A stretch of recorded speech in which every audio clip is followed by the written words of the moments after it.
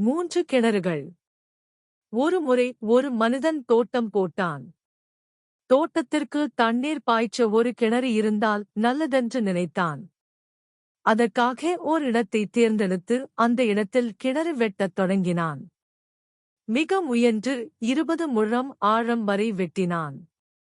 20 முடியும் வரை வெட்டியும் அந்த இடத்தில் தண்ணீர் ஊற்றி எதுவும் தென்படவில்லை. அதை அப்படியே நிறுத்திவிட்டான். இரண்டாவதாக ஓர் இடத்தைத் தேர்ந்தெடுத்தான். அந்த இடத்தில் 30 முழம் ஆழம் வரை வெட்டினான். அப்படியும் தண்ணீர் ஊற்று தோன்றவில்லை.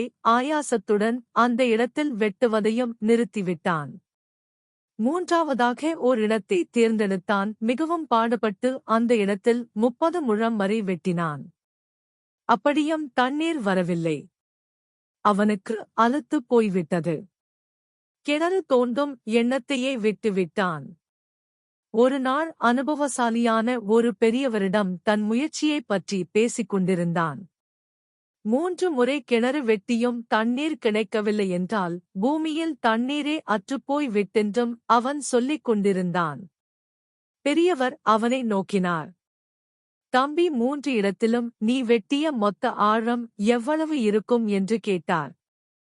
மொத்தம் 100 முழம் இருக்கும் என்று பதில் சொன்னான் அந்த மனிதன்.